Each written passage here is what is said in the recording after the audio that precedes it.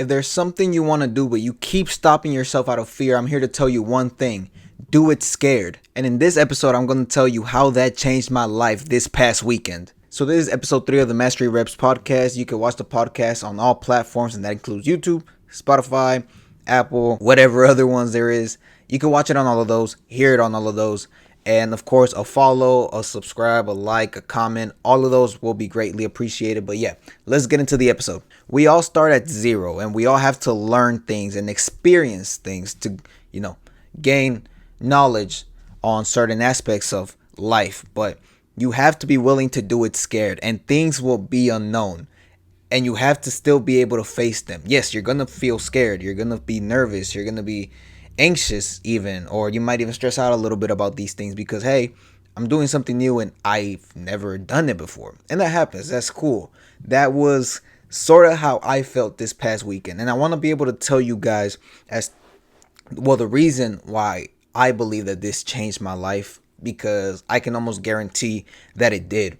But before I get into it, I do want to tell you guys that it is super duper important that you do it scared. And this goes to so many things. I mean, it could be at starting a new hobby, or starting somewhere new, or starting something new in the sense with a relationship with a person, or whatever the case. Or when you have dreams, you're not going to know really what to expect, what to see, what you're supposed to be chasing at certain points, or what you're supposed to be working on at certain points. But you still have to be willing to go through the unknown and seek the growth and seek improvement. That's improvement. That's the only way that you'll be able to grow from it. And so you have to be able to do it scared. But the reason why I say that this changed my life this past weekend is because this past weekend was the Austin Marathon weekend. And this is sort of going to be a bit of a recap as to what happened, but all of it still goes back to the topic at hand of doing it while you're scared. And so to start off with, I don't live in Austin. I mean, I lived in San Marcos for a bit, and I've gone to Austin probably between 4 and 5 times. Me and a homeboy, or I would go with somebody over to Austin, either to go just drive around or do some shit, or anything else in between, right? And we would drive from San Marcos to Austin, but I never went that often. And then the other 2 times was just for vacation. I believe it was only 2 times where we would stay at an Airbnb, me and the boys, and we would just live life, right? But when it came to those Airbnb stays, I was never the one driving. And then when I did drive, it was just Apple Maps, go for whatever we had to do, and that was it. So I'm not from the city. I am from Houston. I'm a Houston boy. And because of that, I'm going to an event that's been in Austin for a long time, and it's well known. It's very well celebrated, like any other marathon in any other city, right? And so whenever I went, I was asking people if they would be able to go. Really just my homeboy Miguel. But I then also asked my girl, which I'll get to in a bit. But I wanted Miguel to go with me because he, not only was I asking him to be able to record me, that way it would, I feel like in a sense it puts a little less pressure on me because it's a 2-man thing. So at least somebody's recording, and then I'm in front of the camera, and I can at least not look like a fucking, like, oh, weirdo or whatever, right? But he ended up not being able to go. So everything was all up to me. The recording, the editing, the traveling, the experience, the run, everything fell on me. And I was a little scared, but I knew I had to get it done. I've lived long enough and gone through enough experiences to know that, hey, even though you don't want to do it, you still got to do it. And I want y'all to think that exact same way. Because yes, I was afraid of not knowing what to do. Because, hey, guess what? I was meeting big people. You could call them influencers, you could call them celebrities, whatever you want to call them. But these are popular people that I've seen for years, some of them for years, that have inspired me, motivated me. I might even consider them idols, right? People like Nick Bear and Hella Sidebe. I believe that's how you pronounce his name. I've seen those two for years. And I was finally able to meet them. I mean, these are people that I knew about I knew about Hella before I knew about Nick Bear, but I got more into Nick Bear because, when I got into running and marathon prep and everything, I started watching more of his videos. But Hella, I knew about him before I ever got into running. It was whenever I was, just starting my exercise journey and my self improvement journey. I knew about him. And then Nick Bear, once I got into like, okay, what do I do for marathons and stuff? I started watching his videos. And that was back right after COVID started. So like 2020, 2021. That's when I started watching Nick Bear. So it's been 5 years or so, and all of those years of only seeing him in the screen, and now he's here in person, and I'm vlogging us. I'm vlogging myself, but then I'm recording us, and I'm asking the questions, and I have to keep my cool and make sure that I get a good shot and everything. Like, this is nerve-wracking to me. But before all of that as well, let's come back a little bit. The whole weekend didn't start necessarily on the weekend. It started on Thursday. So Thursday, there was a run club event, Everyday Hustle and Strategy Department. And I went to that run club on Thursday and I ran with them. There was 2 miles. There was a pre-miles and then the actual run. And I participated in both of them. And I sent it way too soon. I'm not even a fast runner. I'm doing an ultra, so my legs aren't used to going anything below a 10-minute mile unless it's like a 9:40. Even a 9 is still pushing, and that only happens once I'm about 5-10 minutes into the run. Not even that, probably like 10 minutes. But I realized that not only in the first 3 miles, which was the first run, I did go semi-fast. I probably was going like a 9-minute mile, maybe a little under, and then I slowed down and I went at about an 11 or 12. However, in the second run, I didn't realize how fast I was going until I came back, and a good friend that I met there, he told me that I was doing, I believe it was an 8-minute mile, which I never do 8-minute miles ever. So I was like, well, shit. And keep in mind, I had just came back from a metatarsal injury. I don't mean the day before or 2 days before. I mean the week leading up to Thursday, I had a metatarsal head injury where I didn't run, I didn't walk, I didn't do a run walk. None of that. I didn't do any of that. And then I start off with one of my fastest 5Ks that I've ever done. And already speaking, like, I was scared to go to a run club by myself. Nobody knows me. I don't know too many people that are going there. And then it's a brand new environment. I'm from Spring, so it's, some people consider it Houston, but it's up north. This run club is further down into downtown, almost right by I-10, if y'all know where that's at. And that it was a 30-minute drive to somewhere where I usually don't drive at, and then with people that I don't know. And I'm a shy person. I've done enough to where I can be real and admit to how I am without it affecting my identity or affecting my habits or my actions, my decisions, right? I know who I am. I have my identity and it's not going to mess me up. But I am a shy person. I still want to speak out of people and get out of my comfort zone, and I've been doing so. But that doesn't take away from the fact that, yes, I get shy. Yes, I get nervous. Yes, I get embarrassed. All of these things I feel. Trust me, I do. I get anxious. And I still went to the run club, which I didn't know that much about. And I went by myself and I recorded. I didn't record that much, but I still went and made content for it and went and met people. I spoke to about like 4 people, and I met 3 people. No, met 4 solid people. And that was for Thursday. Then I got to the San Marcos apartment, my apartment, on Friday night, I believe. Now, Thursday night, I felt the pain.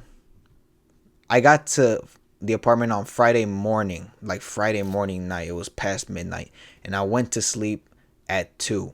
Keep in mind, though, I had to wake up at 4:30, I believe, or a little before that. I also felt very excited. Oh, you can hear my voice. I'm sorry about that. I was very excited and anxious at the same time that I struggled to sleep. And so in the video that I posted, I was like, oh, It felt like I blinked twice and then I woke up. Like, that's literally how I felt. On Friday was the BPN shakeout run. I went and I spoke to about 2 people in the run. But keep in mind that is where I met all of the big names in the running space. And I held a conversation with them. I asked questions and everything. And I told them whatever came to mind and whatever questions I wanted to ask them. Also, I asked the great question of, can I vlog? That was scary for me each and every time. But I did it. And I went up to them and I held a camera in front of my face while recording them and speaking to them. And that was super nerve-wracking because almost everybody was just having a down to earth convo with them. I don't want to say down to earth, but like a one-on-one. Nobody was recording or nothing, just taking pictures. I was like one of the few people. I only saw myself recording any of these convos like that. I didn't see nobody else doing that, if I'm being completely honest. And there might have been people that did that, but I didn't see anybody else do that. So that's also why I was like, oh, I would have loved the cameraman, because that way, like, he can just record from afar and it feels like it's just me and you. But that wasn't the case. And I know what goals I have in the dreams, and content creation and all of that will lead to the things that I want to do. So I had to record. But that was very nerve-wracking and very scary for me because I've never done that. I've never met any other like celebrity or influencer, right? I don't think I've met any others besides them, if I'm keeping it a buck. So that happened Friday. Now, during the shakeout run, I realized, yep, my leg is fucking cooked. And after that, I got in my head a lot. And y'all will see in that vlog as well how stressful it became at times for me. Like, in my head, I was getting in my head a lot. And so that injury was a bit of a struggle for me, because right after the BPN shakeout run and then meeting all of these phenomenal people, phenomenal athletes, then I had a High Rock style event, which Higher Up Wellness promoted. And I went to it. And I was not feeling my best, anywhere near my best, I should even say that, because my leg was hurting. I felt like I was like very underfueled. So the leg was hurting, felt underfueled, had a bad night's rest. And I was like, okay, well, now time to go there. And I have to meet Higher Up Wellness. I haven't followed Higher Up Wellness for that long, who is Michael Smoke. But I've known of him and followed him enough to where it's a little nerve-wracking going up and speaking to him, because, hey, guess what? I think we all know him very well for the way that he presents himself, how he speaks, how eloquently spoken he is. And it's very inspiring, very motivating. I mean, even for me, he's a big inspo for me in terms of how to speak and stuff for the podcast. And in the video, in the vlog, actually, I asked him about the podcast stuff. So y'all will see whenever that vlog comes out. But that is something that was very much in my head a lot on the way there. And then when I got there, lo and behold, Kendall Fallas. And if y'all don't know who that is, during the BPN Go One More Ultra, he was one of the 2 finishers of the race, one of the 2 winners. And it was him and Kim. And I was like, well, damn, he's here.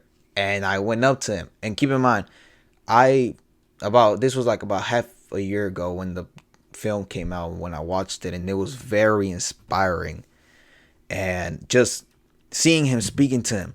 Also seeing that he's so much larger in person. I mean, I forget the word, but I felt lesser than him. And I felt like nervous and starstruck almost. And then I turned to my right, lo and behold, Matt Johnson. If you don't know who Matt Johnson is, he's ran across Texas twice.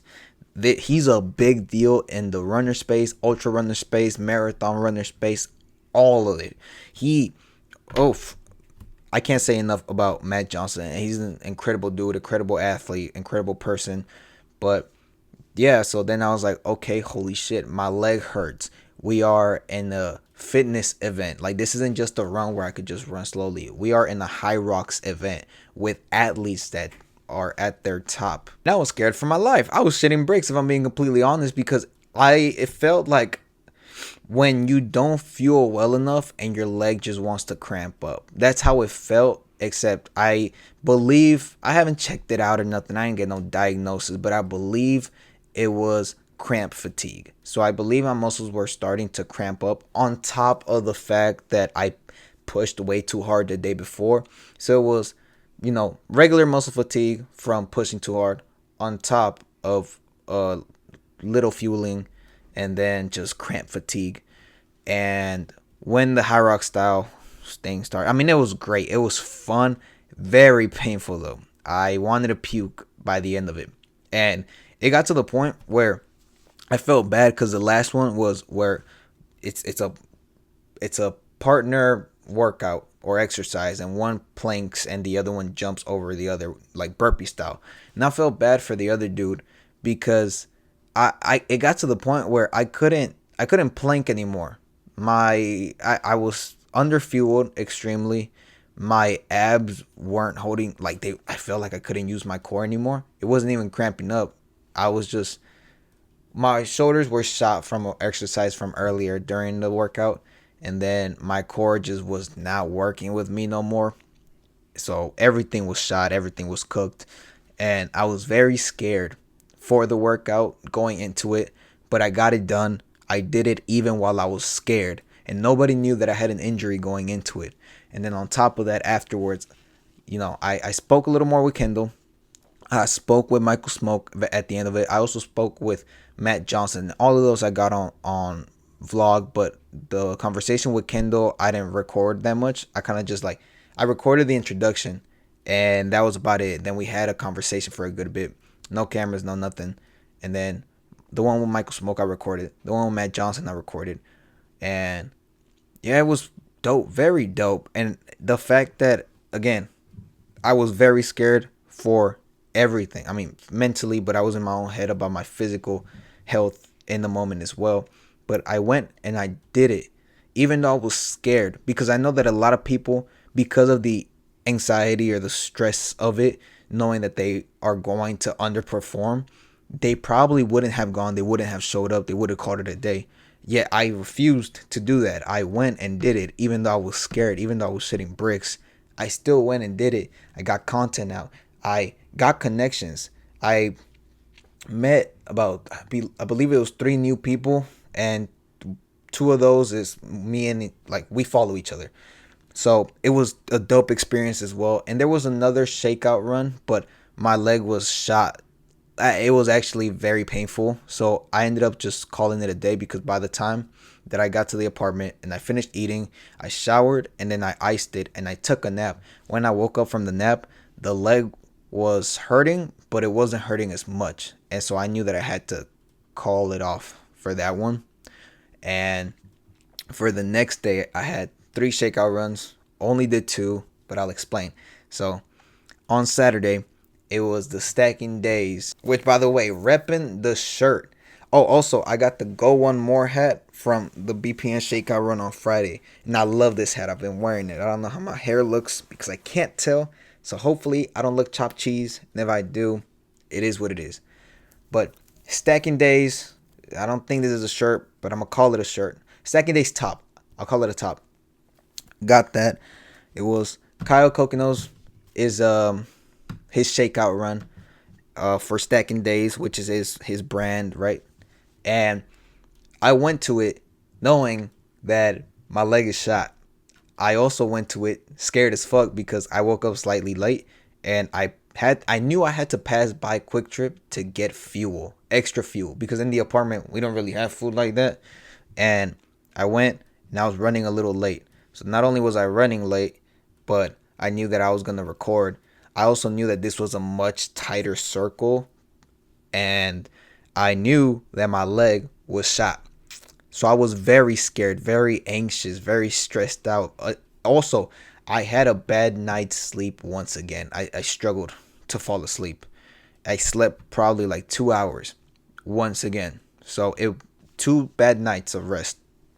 And I still went and got it done. And I was talking to my girl about it and Miguel about it. And I told them how Friday was the most eventful day but Saturday was the most impactful. And the reason why is because on Saturday for the stacking days shakeout run, maybe because it was a much tighter circle, but the connections were super genuine. The time spent there was really well. Like the conversations were flowing, they were going well. Everybody was talking with each other. We all got along, and I mean, I even got the Kyle Coconuts follow back. I also got a follow back from Colin, who's his videographer. So shout out to him. And everything went well. I loved how that shakeout run went. And then after that, there was the shakeout run for endorphins, but the endorphins run was at 9. Then there was the good pain shakeout run at 10. And the one at 9, I went to it, but they didn't start for 26, 27 minutes. I knew I couldn't run it because my leg was shot. And even if I would have done 5-minute miles, no way in hell would I have done that. So I left there, went to the good pain run, and I went and I did the run. And the leg was absolutely cooked too. But I still got it done, and I met a couple cool people there during the run.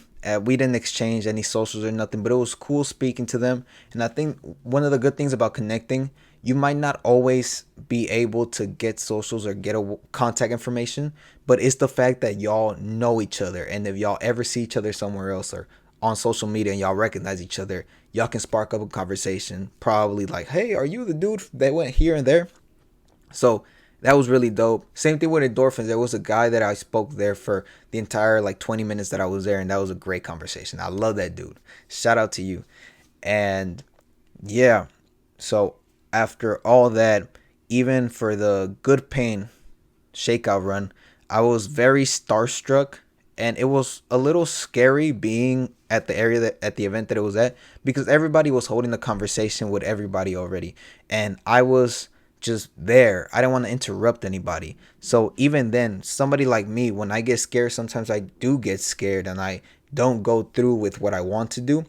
But for the entire weekend, looking at it from a big stance, I went and I did so much. Even if post shakeout run at Good Pain, even if I didn't go up to people like that, the fact that for the entire weekend I mostly did, and I went up to people, I made connections, I made the conversations that recorded it and made the content, all of that, even though I feel like I don't want to say I failed myself, because at the end of the day I didn't give up. It's just I never went through with it. But it's the fact that I showed up and I tried on Saturday for the Good Pain shakeout run, and then I showed up and I did it for the Stacking Day shakeout run, the BPN shakeout run, and the High Rock style workout on Friday. And then I showed up and I did it and I tried and I accomplished what I wanted to do for the run club on Thursday. And so me doing all of that led to me getting to the point where I'm like, holy shit, I've never met so many people and gotten like the follows, the connections, the conversations sparking and everything. I've never had that happen ever before in my life. Not even in school. Of course you meet people and everything, but it's not the same thing, because these are people who you share a common goal with, and y'all share like a common mindset as well. And I believe that that did so much to me. It motivated me and it pushed me not only to try harder, because for example, there was a guy, I believe your name was Kevin, shout out to you, for the Stacking Day shakeout run, that he said he was doing his first marathon. I was so hyped for him, because I remember when I aimed to do my first marathon, and it wasn't no easy task. Even then, it took me 3 attempts to be able to do a marathon without my leg just cooking itself. So it's a big task that he accomplished, and he chased it, he went after it. And that sort of thing really pushes you. And it took me doing it even though I was scared. And then on Sunday, by the way, so Saturday, all of those events for Saturday happened in the morning. I was going to go to the expo, but I didn't have enough to pay to go to the expo, both monetarily and time wise. So I went back, and the plan was to spend Valentine's with my girl, but then she asked her mom if she could go. Mother approved, and then we went the next day. but I still spent time with her, gave her her Valentine's Day gift, and that was that. And then on Sunday morning, right, we left like at 2:40, 2:50. We left to drive to San Marcos, but we had a couple pit stops along the way and got some food, but certain lines weren't moving and certain things took a while, and we got to the apartment late. But I was still gonna go, but some things went down and I had to take care of that. And I speak in a video about how priorities will have to shift sometimes. And I want to say this real quick too. Even though, yes, my dreams are a priority, life consists of several priorities. It's never a one way go. It's several different paths that align to your life. And so priorities priorities changed a little bit there, and I ended up not volunteering for the marathon, but I did go to the Stacking Days tent on Sunday, and that was a blast. Again, reason why my voice was cooked, but honestly, it was so motivating and so inspiring seeing so many people pushing themselves, because a marathon is no easy test. But also on top of that, the amount of people that were shot by that point, because mile 22 is where people really struggle. They're in their head a lot. It's really you versus you at that point. And it's something that I kept repeating. You're in mile 22. You only have 4 more miles left. It's no longer a I can't do this. It's a you versus you in the moment. And you have to win the war every single step until you complete the last 4 miles. Because at that point, even if you can't run, you can walk. And you made it 22 miles. You can do 4 more. And it was so motivating seeing some people that were limping or like shuffling, slow walking or whatever. And they were pushing their body to the absolute limit. And I'm thinking, if they can push themselves that hard, I can absolutely keep pushing myself that hard. Come on now. And that was really motivating and inspiring to see. And it was a blast cheering people on. And there was a lady there. Shout out to you. I didn't get her name or nothing, but she got to the place where we were at, and she kind of was just cheering people on for, I want to say, about 20 minutes. And right before she left, she said, you should have a podcast, like a motivational podcast. And she gave me a couple more kind words, and that was really, I mean, even me saying that, you see the smile, I can't avoid it. It was really nice hearing her say that. And I really wanted to tell her that I do have a podcast, but I did not. But her words were really kind. And I greatly appreciate her wherever she may be. God bless her soul.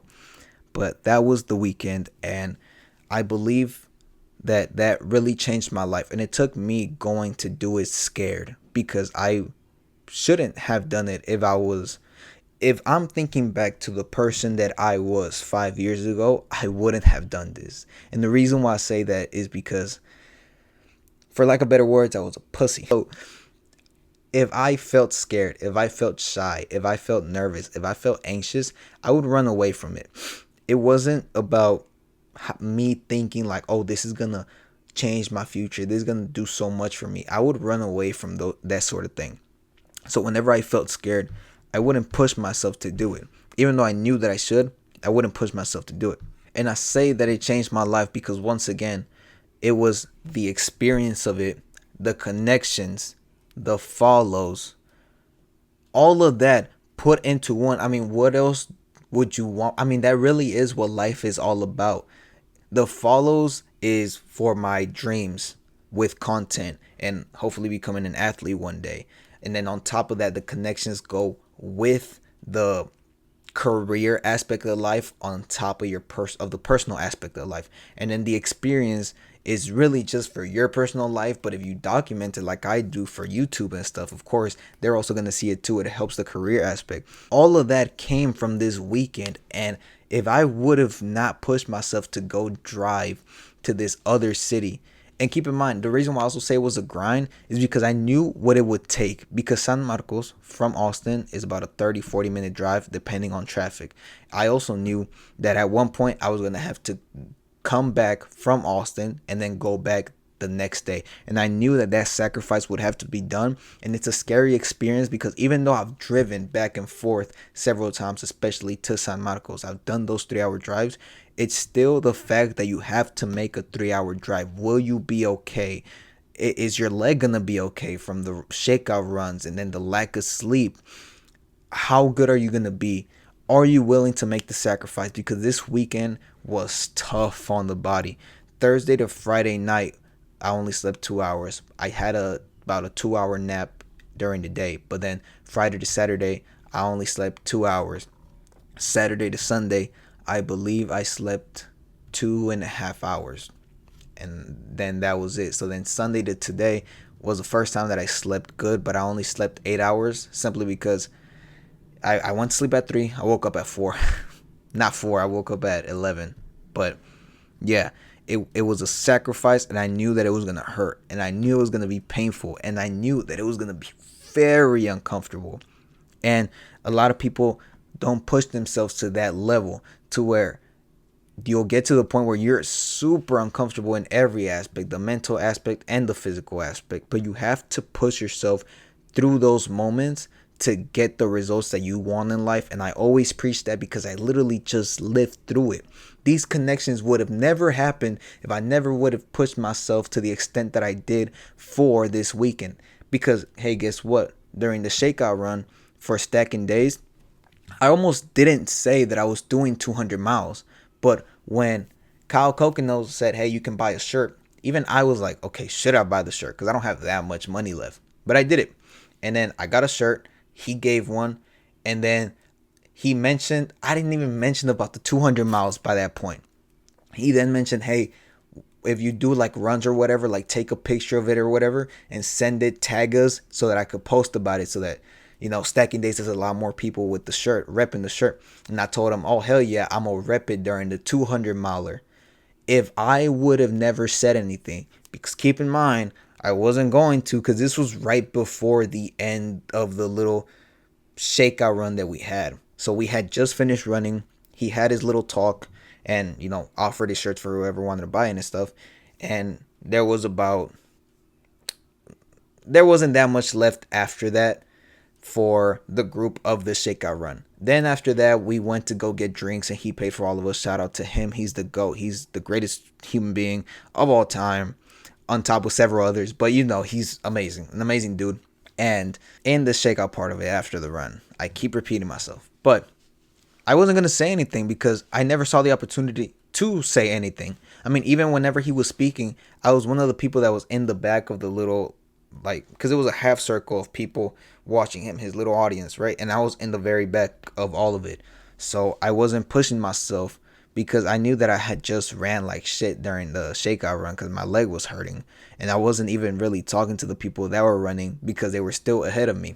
And whenever I got the shirt, I just said it really just to say it. And it wasn't even to, like, I was expecting him to be like, oh shit, good job. But honestly, I got a little desensitized Friday.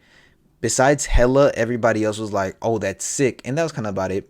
And then whenever I told Kyle, he was very shocked, very surprised. And so was everybody else. And, you know, if I wouldn't have said anything, none of this would have happened. None of this would have gone down.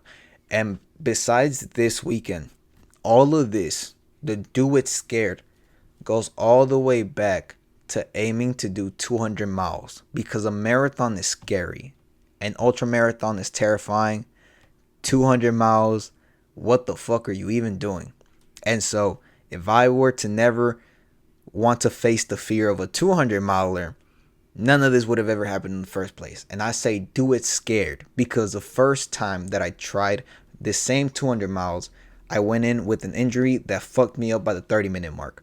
Now I committed myself to doing it, but my progress was still slow because all of this is unknown. I've never experienced it, never gone through it. So it was still trial and error the 2 years from when I first attempted the 200 miler to now. And even now, I'm still going through the trial and errors of everything. I'm going through this. I just finished the metatarsal injury, but I have to still take care of it, of course. I've had 3 other injuries before that one. And then right now, I'm recovering from this strain. So I should be scared. And in a way, honestly, if I keep it a buck with y'all, I am scared. I am.